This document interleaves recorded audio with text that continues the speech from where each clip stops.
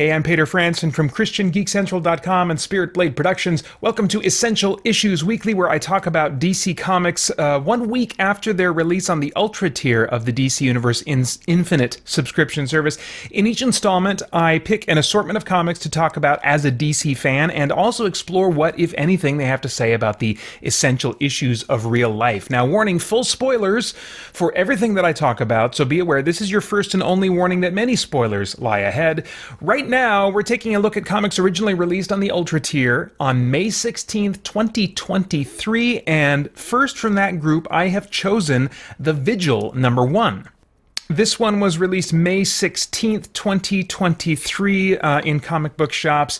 It's about a shadowy organization that's funded by a government in Mumbai, and the director of this organization says of it that I took some broken people and broke them a little more in hopes of making something special. Then later on, he says of this organization that we find things, dangerous things, technology, ideas, stories that the world isn't ready for just yet, and we destroy them. And so this organization finds and uses, maybe manipulates, maybe upgrades, or brings to their potential metahumans for basically these dark special ops missions that are serving this self-righteous core of presumably trying to keep the world from falling into, all kinds of disaster because of ideas, tech that the public isn't ready for yet. And one thing I really like about this is that there's room, a lot of room for moral complexity in storytelling with this premise. If we are not ready for certain tech or certain truths, the implication is that we would react in an immoral way, either out of selfishness or out of fear. And I also happen to be someone who likes sneaky, shooty, blacky, opsy stuff. And this could also serve as a book that kind of takes us on a tour through the DC universe in the same way that like Suicide Squad does. Like, okay, now you're going to go up against this villain or this well-known hero or this, it's just kind of like wherever the writers want to take these special ops missions, they can go there. And I like, as someone who's really familiarized myself with the DC universe over decades, I really like books that kind of tap into exploring the corners, exploring the history of the DC universe. Hopefully, they'll have a little bit more focus on character as they go. I could have done with more of that in this issue, but I am going to keep reading for now. Vigil is part of DC's Asian American and Pacific Islander Heritage Month initiative, but nothing about it strikes me as suffering because of that. It doesn't have any of the edutainment or after-school special vibes that can happen when demographic box checking is made a priority. And so for my money, this would be an example of how that kind of box checking is done right. So yeah, really interested in seeing where Vigil goes after this first issue. Sorry, The Vigil. I should be clear about it. And that's the name of the organization. Anyway, yeah, so that's all my thoughts on The Vigil #1.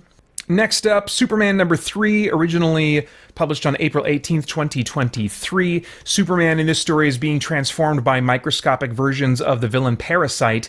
His powers have been manipulated and changed by a shadowy organization of evil, mad scientist type people, and now he is spreading like an organism, like a disease, contagion across the city, transforming everybody. And Superman in this issue is succumbing to that transformation himself, but he gets Luthor's help before losing complete control, and they use Livewire, his electricity-based villain, to draw all Parasite components back to the original, where Luthor reverses then what the shadowy group of evil scientists had done to change his powers. I am not sure that I'm sold on this book long-term yet. I love the premise that has Superman and Lex Luthor interacting so much and their different personalities kind of contrasting with each other. There are some great relational moments between Superman and Lois as husband and wife, but the tone is a little silly sometimes without necessarily intending to be. I'm not sure if what the intent is for the tone.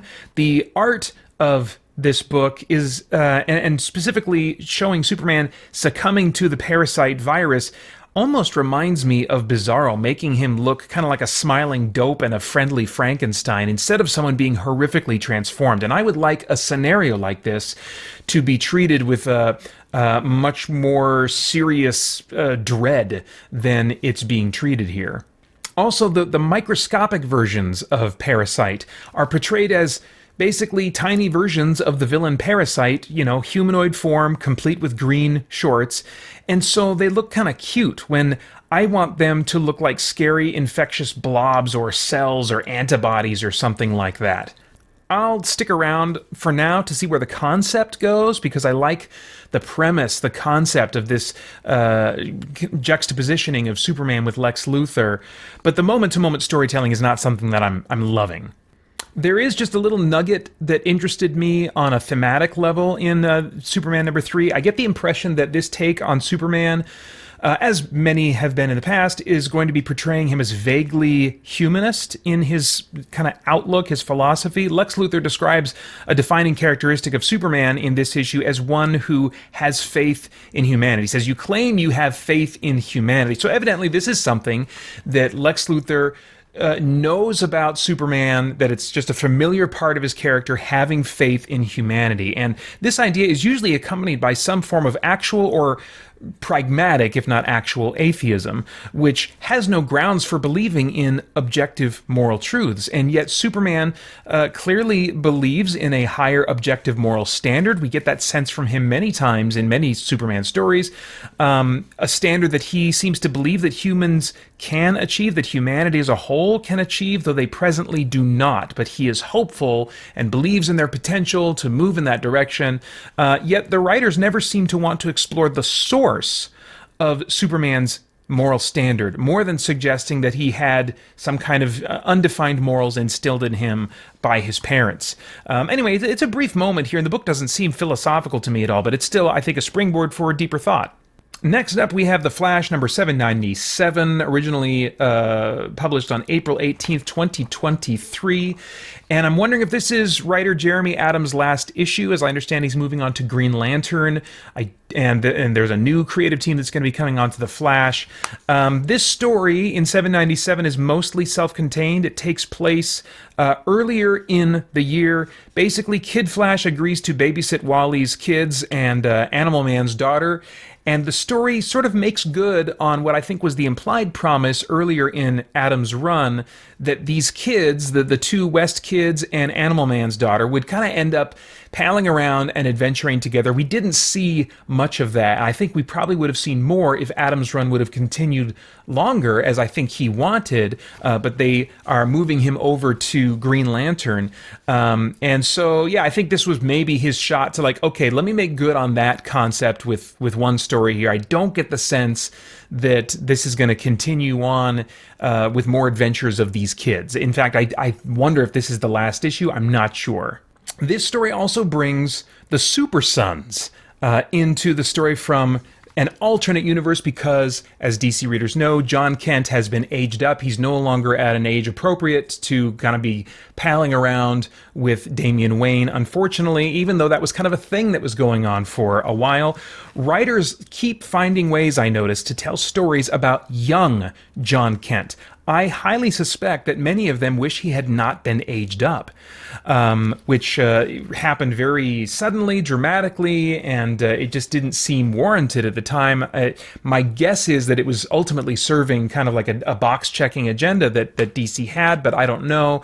But since he was aged up, very soon after, he was established as a bisexual character, and so I think de-aging him at this point would be met with, in today's political and cultural climate, would be met with assumptions, would be met with anger from a significant or at least a loud segment of DC readership. So I think that bell of aging him up is not going to be unrung for many years, if ever.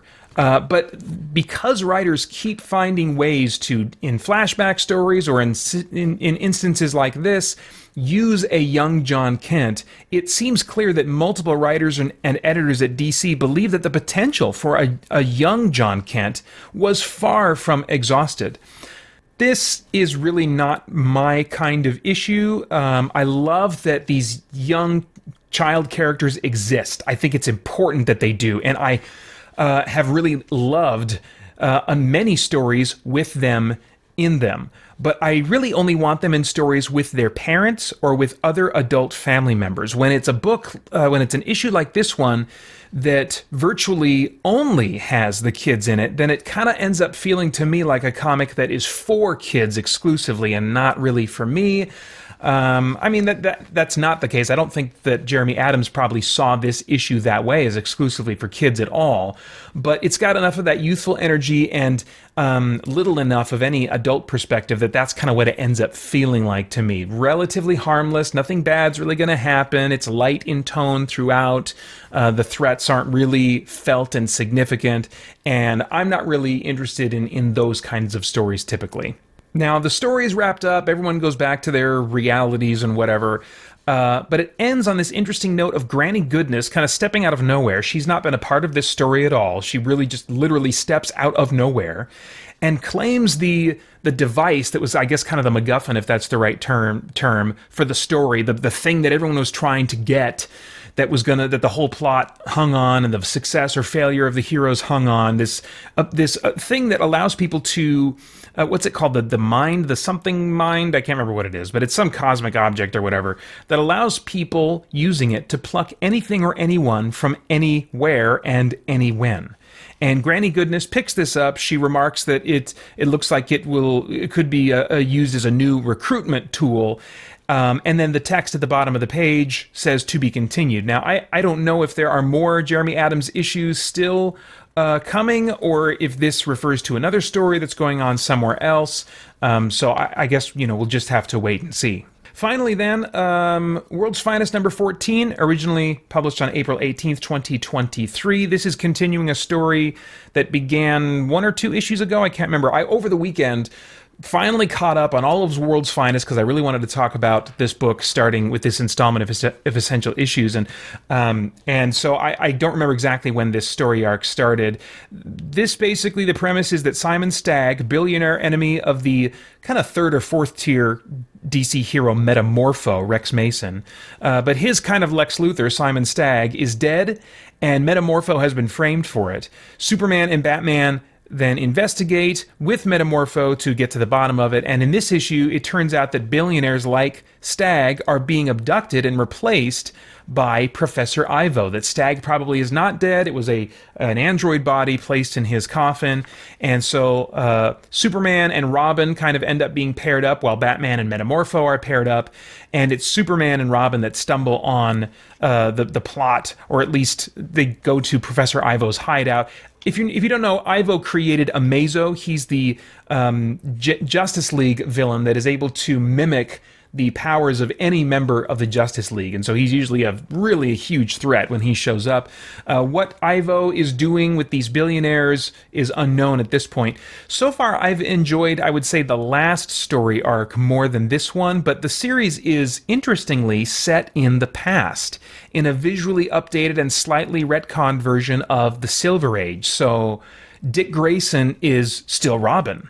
And he did at one point, it's established, wear the bare legs costume, but one example is of them kind of slightly retconning things is they acknowledge in the story that he had been up until recently wearing the bare-legged little elf booties costume, but he's changed his uniform at this point, and going forward is wearing this. And so that's just kind of like a little gentle retcon. They're not saying that the bare-legged and green booties never happened. They're just saying that was for a season, and then he moved on to a costume that really looks more like Tim Drake's original costume. And many characters also at this stage are a little less familiar with each other, have had fewer experiences with each other. And so I've enjoyed having this kind of ongoing window into the past of DC, where characters are a little bit more fresh-faced, I was going to say. That's not literally what I mean, but they're just a little less experienced. They haven't had all these experiences together. And so the nature of their relationships and their interactions are different because, Dick Grayson, for example, isn't Nightwing. He hasn't been around the block near as often as he will by the time he's Nightwing. And so there are things about Superman we're able to see him learn for the first time. And so just little things like that I'm really appreciating. Of course, also with the updated visuals, the costume designs, the subtle changes to costume designs, and the writing. If you go back to the Silver Age and read these adventures, the writing is going to be very dated and going to be difficult to read, I think. And so to get a window into this era of the DC universe, but through a different filter, a modern filter, is something that I'm liking. It's not a must-read for me as much as, say, the Jeff Loeb Batman Superman book from years ago was for me, but it's a really solid one, and I'm probably going to stick with The World's Finest for a while. So yeah, and I'm liking what's happening in issue 14 and what I assume will continue happening going forward. Anyway, I think those are all of my thoughts on comic books for now. As always, I'd love to get your thoughts and reactions in the comments below. Remember to check out christiangeekcentral.com for tons more content. Thank you so much for watching. Bye-bye.